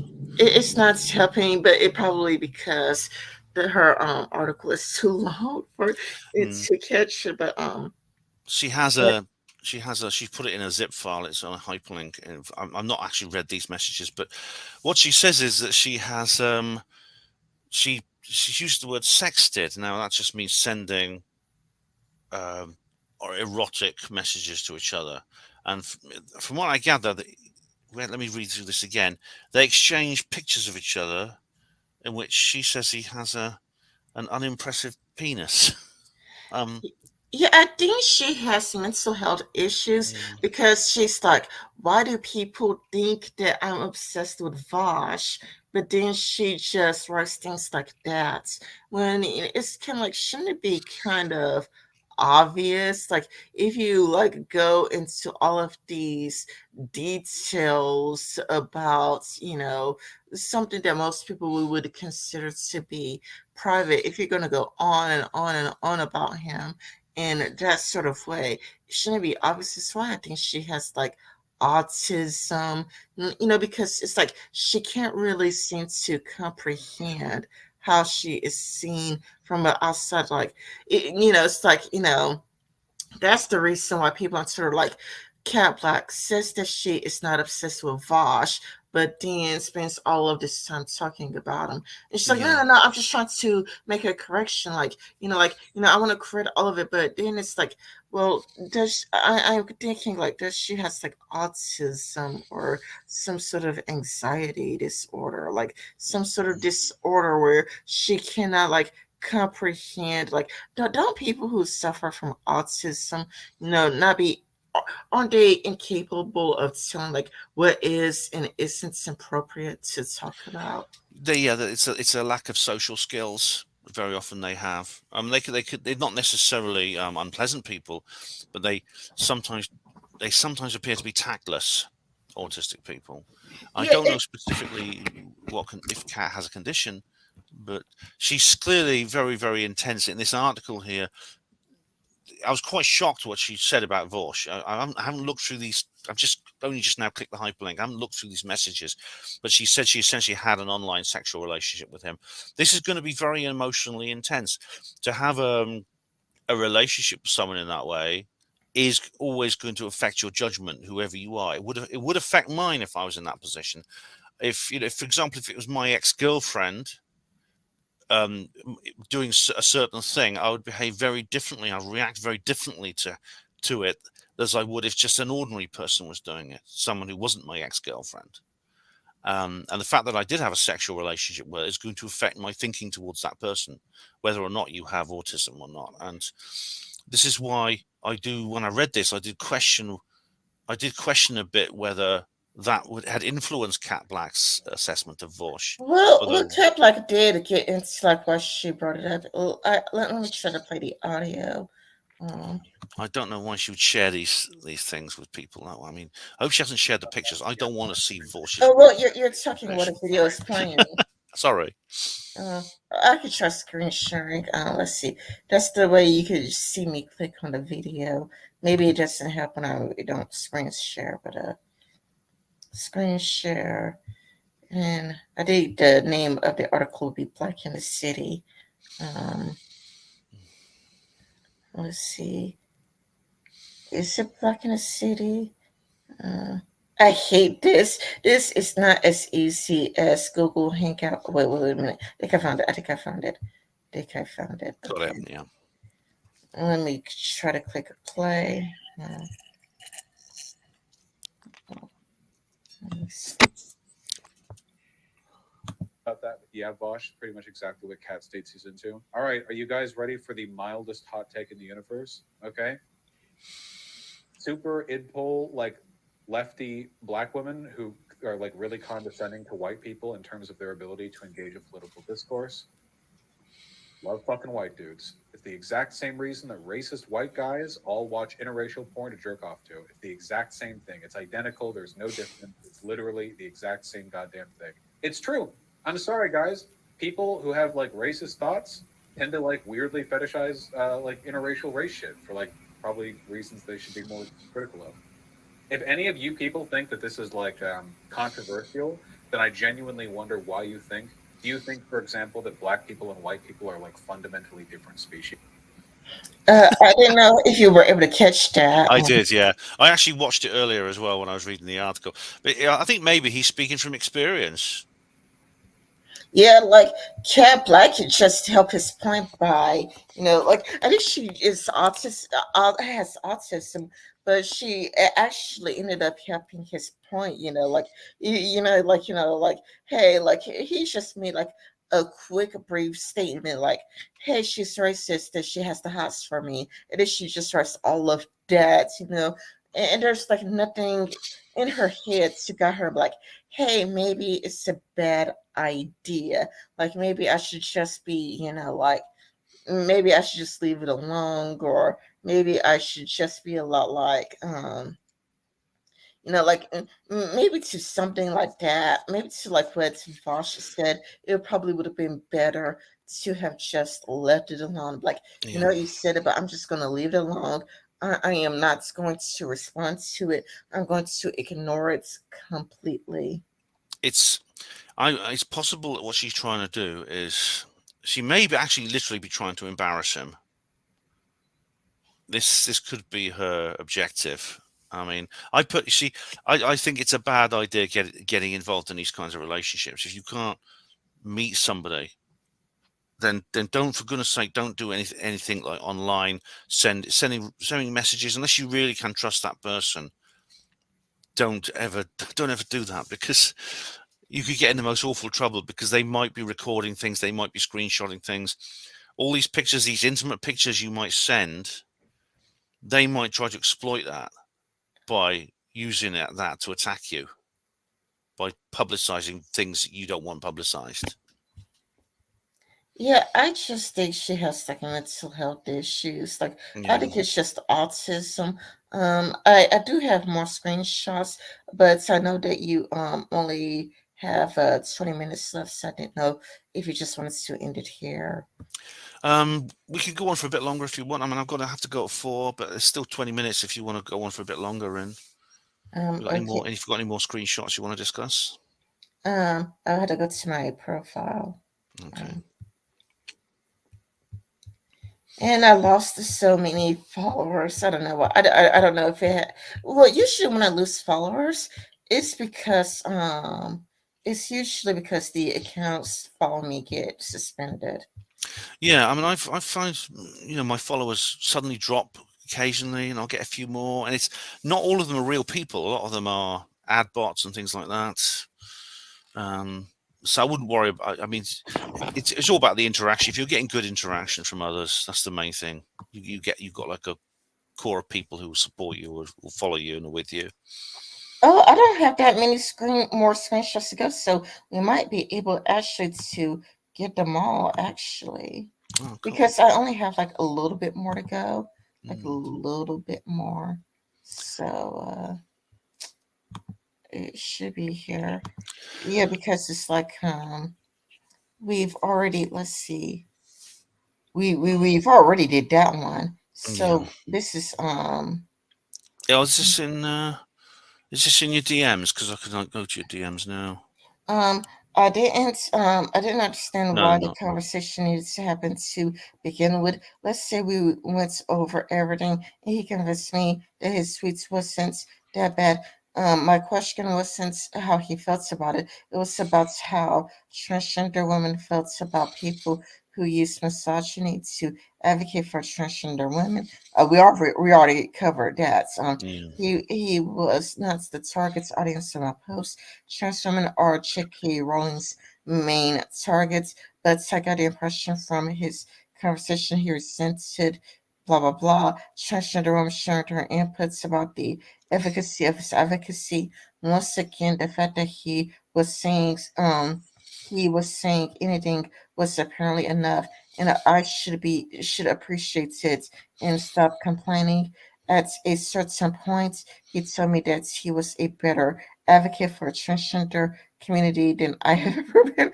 Yeah, like my video took a shot at Vaush a little bit. That sounds very spiteful saying that. Yeah, because he knows how that's kind of hitting her where it hurts, isn't it? Yeah, he told me that he was a better advocate for the transgender community than I've ever been, which seemed like a needless, arrogant thing for a cis man to say to a transgender woman who quite literally sacrificed self. Oh yeah, because she wrote in an article that she pretended to be a biological woman. Um, Yeah, and and she. Yeah. and subsequent safety to advocate for transgender people. And I said, I'm not trans, but I can relate to this. How many white people on the left treat on the left treat black issues? Uh, White people on the left come across as very narcissistic. They seem to want a cookie for talking about black issues without listening to black people. Yeah. Mm. Maybe it's like we were talking about earlier. They sometimes expect too much from taking on this social contract. They expect to be showered with praise all the time, and that Yeah. they regard sometimes they regard the other person's. Some of them just may have legitimate criticisms of the others for being overcritical, but I get the feeling they are narcissistic. A lot of them. I think I've got to say, even though I watch him all the time, Kevin Logan is not someone I could get on with. I couldn't. That's for Christy Winters. God, no, I couldn't get on with her. That's going to go off on a tangent. I don't Mm. think it's a coincidence that so many of the situations where people have hyper focus on my less than polite words have been instances where I've been standing up for myself. As a self critical person, I can acknowledge my own isms in some of the things I've said and done and seen them as negative and unhelpful. At the same time, I recognize how much more freedom white creators get to be rude in the face of disrespect. When I think about this, I wonder if it could be because Vaush and Cat Black courted two different audiences. Maybe. I mean, I'm looking at Cat Black's videos here. She's got she's got some. She talks about maybe allyship was a mistake, things like that. You've got the best BD. Oh, God, blimey, turning. I'm just going through some of the titles she has here, which does seem to be like she does seem to have quite an audience. I wouldn't say that. What's the term she uses? She certainly does seem to have some freedom here. I mean, obviously she's going to get her detractors, and people are going to be quite unpleasant to her, like they are online. But she's certainly getting attention. I mean, people are listening to what she has to say. So she's obviously hitting a correct note somewhere. Yeah, I'm thinking that Vosh has courted a very different audience than Cat Black. Because she says like, I recognize how much more freedom our creators get to be rooted in the face of disrespect. I'm just thinking that Vosh is trying to get the debate me bro crowd while she is a video essayist. So the people who watch him don't necessarily watch her. So people, if she tries to be nice all the time, then if she steps to the line, then the people who want pleasant behavior would probably take issue with her because just because they're both on the left doesn't mean that they share an audience. I haven't seen enough of her material to know for sure, but as for Vaush, he definitely courts the debate me crowd. Absolutely, he does. And it could be that these people may well be like a demographic imbalance. There may be more white people involved with that than non-white people. I don't know. I mean, it's that's definitely. Vaush certainly is that kind of creator, without a doubt. In fact, he likes it. He enjoys it. He people probably more people watch the videos where he is most bombastic. And respectability politics very subtly teaches you that creating boundaries for yourself or even simply saying fuck off makes you one of those people. The more you meditate on it, the more you recognize that respectability politics are constructed to keep you in a position where you never quite get to accurately describe harm, where you never get to be justifiably angry or frustrated by the things that harm you. It has a way of telling you to temper your pain and placate to people who are already struggling with the idea that you're taking up space to begin with. When I broke down in my video about latitude being so white, that was the exact emotion that broke through. The frustration with the fact that I cannot simply just say that I am scared and be trusted. I must politely dance and show fancy graphics that explain the exact reasons why I deserve to be. I hadn't processed that the very premise of having conversations like that require me to debase myself. All right. But it still goes back to that they are probably courting two different audiences Yeah, instead of courting the exact same people. Um, yeah. That paragraph is pretty much very subjective. I can't really comment on that except to say, you know, I'm I don't wish her any harm. I mean, she may have a legitimate gripe, or she may be being unfair. But either way, I don't. I've only heard her side of the story, but I don't. I do wish her well. I don't wish her to be distressed in any way. I can sit here and pontificate about how frequently he's been able to get away with saying terrible things to people. That's because he's courting a different audience. Mm. But that's would be repetitive. Yeah, it has been repetitive. I already knew why, but I doubted my perception. I doubt your perception too, honey. My frustration was based in this idea that we were both equally considered for our ideas and arguments, but that was naive. Now I no longer doubt my own understanding. I clearly see the reason he and other bloggers like him get to be the sort of person they are, and I'm getting less leeway. Let's see. Let me see what I wrote. Yeah, I have noticed this in leftist circles that black creators are given less leeway room than their white counterpoints. That's white leftists get to be abrasive, but they'll make and she speaks cat black or any other black leftist life living hell if they ever say anything implied. But now that I really think about it, they could be courting to different audiences. Mm. However, I mean, if it was somebody who has a more if it's another video essayist, if it's another video essayist, then we can make a more proper judgments if there is a more identical video format. This experience was frustrating, but I am so thankful for the clarity this brought me. I've learned to stop attempting to placate to emotions of people who need to be convinced I'm not who they very clearly assume I was. I thought I had grown out of the habits, but when I reflect on my experiences, I realized that this is still a subconscious part of the way I approach these conversations. It's clear I still have unpacking to do. However, as our world becomes darker and the rights of transgender people are fought against so viciously, it does not serve me to neuter my arguments with pleasantries and a degree of consideration I am never given. I am not about to feel bad for dismissing someone outright for engaging in behavior that is obviously antagonistic towards me. I'm still a great thinker and someone who doesn't.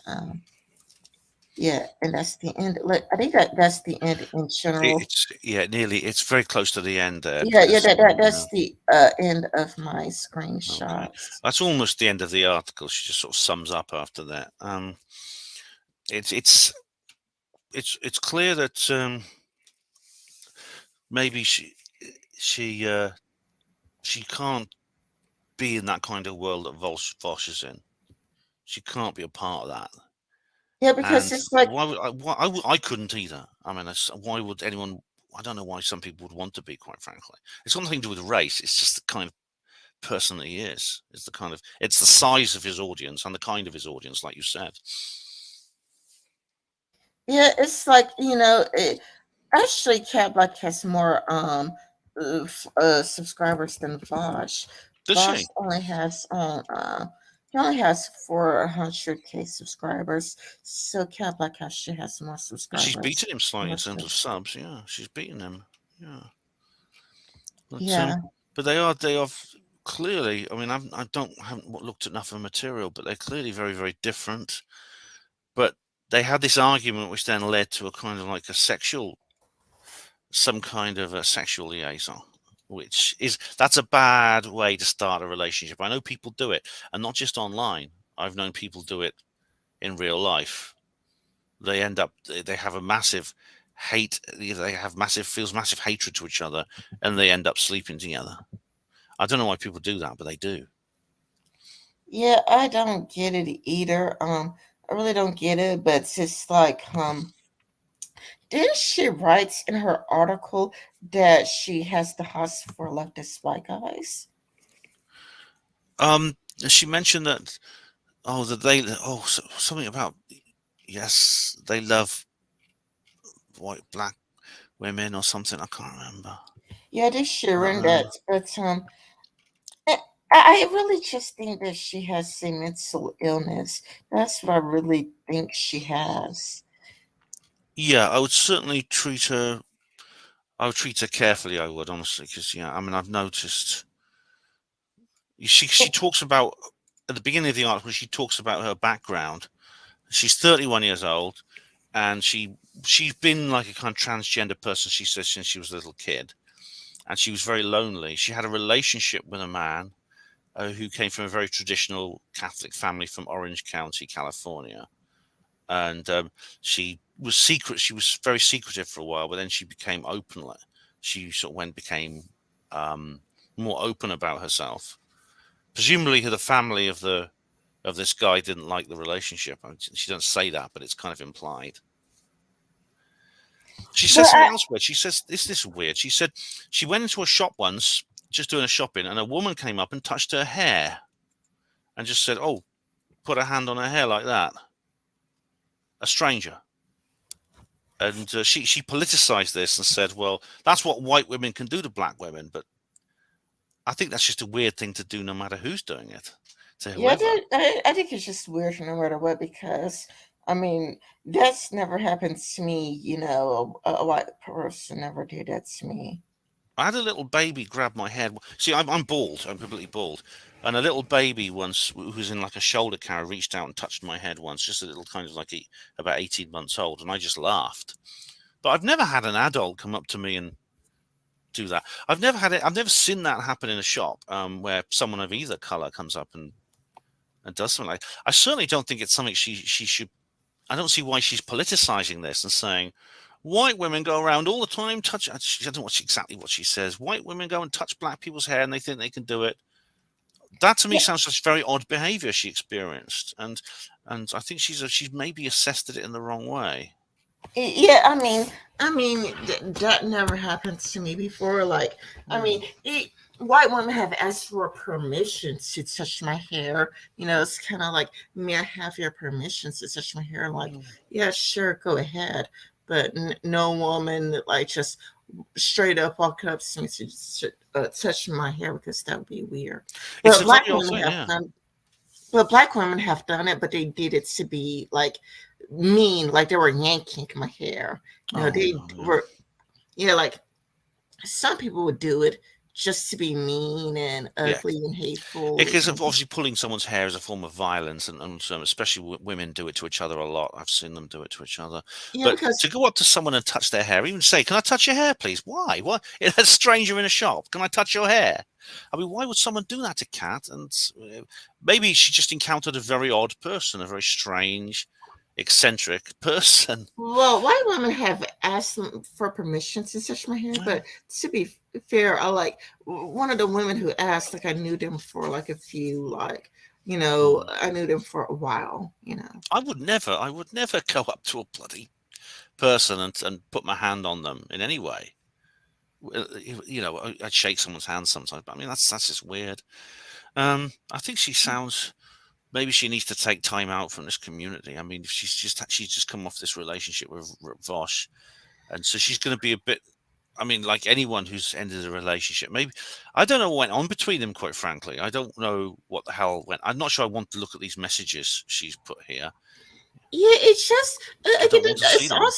it's also why I think she's mentally ill, because just like, why do people become obsessed with Vaush? Why do so many people become obsessed with Vaush? I am not obsessed with Vaush, but then she goes on and on and on and on about, you know, the messages they send to each other. Like, you know, it's kind of like you're kind of hurting your own point. You're shooting yourself in the foot here. Like, you know, it's that she doesn't have any sort of self-awareness of how she would come across saying, I'm not obsessed with Vaush, but then turns writes around and then she writes about, like all of these messages between them, and then talk about how she have the hots with white leftist men with beard, which does make her seem obsessed. I just think she has autism.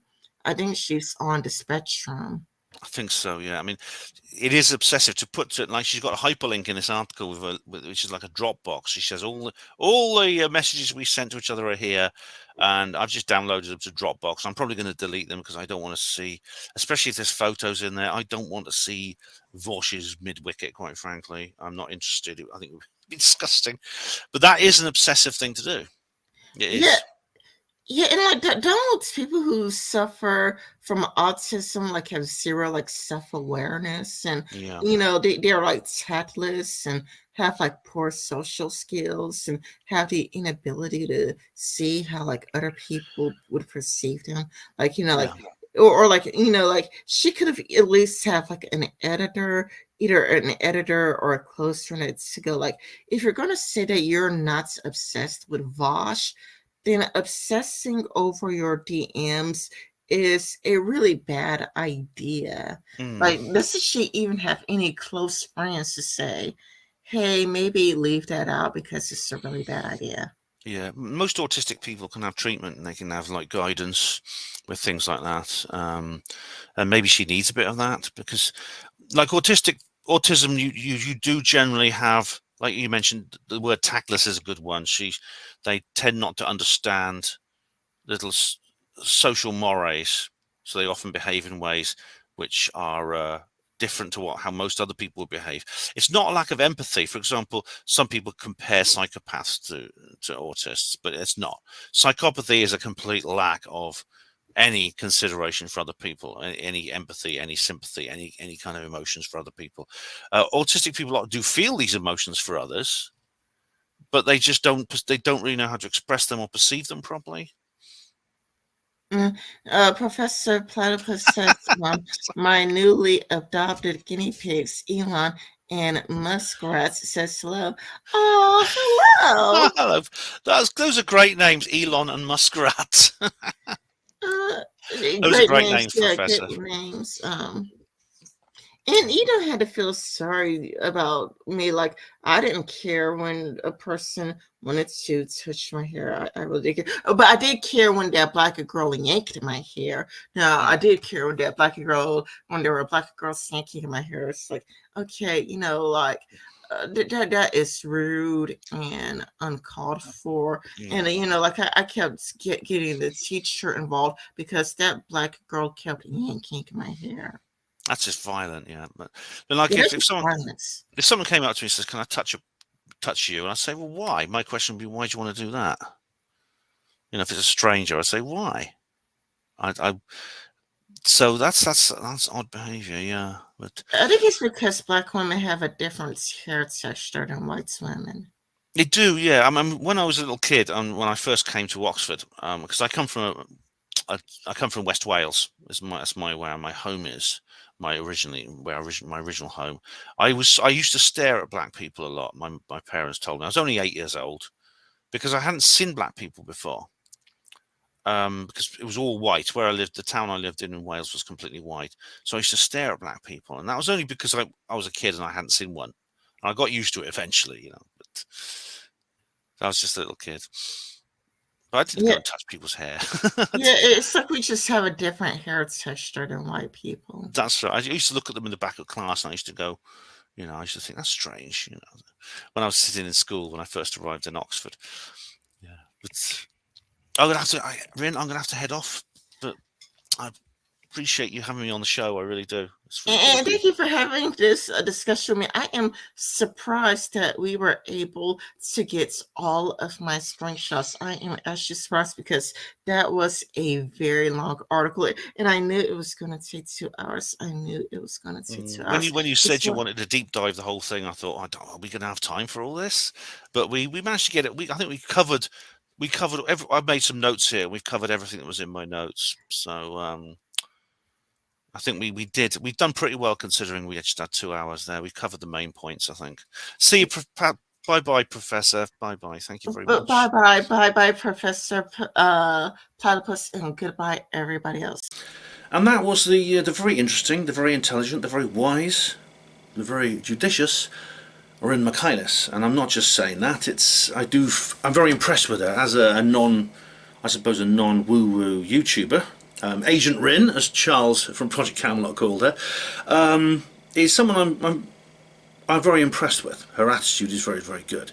And you may be saying to me right now, Ben, why did you get involved with this? Why are you even discussing this? What interests you about this? What is essentially just a personal argument between two people whom I don't know. It's two people I don't really watch very often. I do sub to them both. I watch Vaush hardly at all, and Cat Blaque. Well, as you just heard, I didn't even realise I'd been subbed to her. I've only watched a couple of her videos, probably. I couldn't remember them. I think it's because we do interact with each other on social media an awful lot.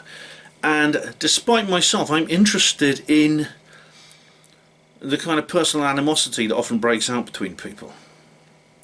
And because it affects us all at some point. And I mean, I myself have been immersed in this in quite an extreme manner ever since I went online. Luckily, I'm a big ugly ex-hospital porter, I can take it, you know, I'm pretty robust. But this often affects people far gentler and more vulnerable than I. And it upsets me when that happens. I suppose my little trip to the Outer Limits magazine conference may be related to this sort of thing. And it's just, I'm curious about why some people turn against other people. You know, differences of opinion very quickly they spiral down into recrimination. And I suppose I want to get to the bottom of it. I don't like it when this sort of thing happens. I know lots of people who I suppose I have a problem with them in terms of some of their actions. I don't agree with their views, but I don't consider them evil people. I don't feel the urge to destroy them. And I find it hard to understand the mentality of people who want to do that. Even harder, I find, is the mentality of some people I've encountered whose attacks against me and against others have been completely unprovoked. And I've talked about them before on this channel and on the Herpanwo radio, Herpanwo TV, and indeed Matthew Williams has had an encounter with one of them lately as well. Why do that? Why do nasty things to people who've done you no harm? That's something that I really can't understand. I think this is a question I'm going to have to come back to, whether I like it or not, whether you, the viewer, likes it or not, because it is a part of my journey. So a big thank you to Rin Michaelis for having me on her channel again. I really enjoyed that little discussion. I really do recommend going to her, follow her on social media, and we'll be back soon with another video. I've got a couple already sort of in the works, editing, so it won't be long before the next one comes along. Thank you all of you for watching Her Panwo TV. Hospital Porters, Pride and Dignity, stop the New World Order.